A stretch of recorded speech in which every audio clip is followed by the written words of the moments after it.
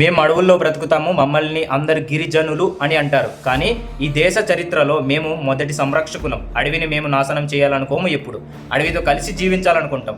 నేను ఆదివాసిని. నా చిరునామా అడవి, నా సంపద ప్రకృతి, నా గుర్తింపు నా సంస్కృతి.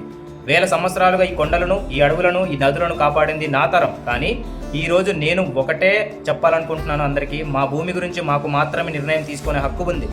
ఎందుకంటే రాజ్యాంగం కల్పించింది కాబట్టి. కానీ మమ్మల్ని ఎందుకు ఇంకా అధికారం చెలాయించాలనుకుంటున్నారు?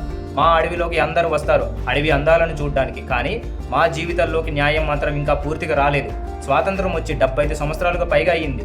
ఈ దేశం అభివృద్ధి చంద్రుడి వరకు వెళ్ళింది. టెక్నాలజీ ఎంతగానో పెరిగింది. కానీ ఇప్పటికీ వరకు కొన్ని గిరిజన గ్రామాల్లో ఒక మంచి రోడ్డు కోసం ఎదురుచూపు ఆగలేదు. ఒక డాక్టర్ కోసం కిలోమీటర్ల ప్రయాణం ఆగలేదు. ఒక టీచర్ కోసం పిల్లల నిరీక్షణ ఆగలేదు. ఇవి కేవలం సమస్యలు కావు, మన అభివృద్ధి ఇంకా అందరికి చేరలేదని గుర్తు చేసే నిజాలు. మాకు జాలి చూపించాల్సిన అవసరం లేదు. మా హక్కులు కావాలి. మమ్మల్ని అభివృద్ధికి అడ్డుకు చూడొద్దు.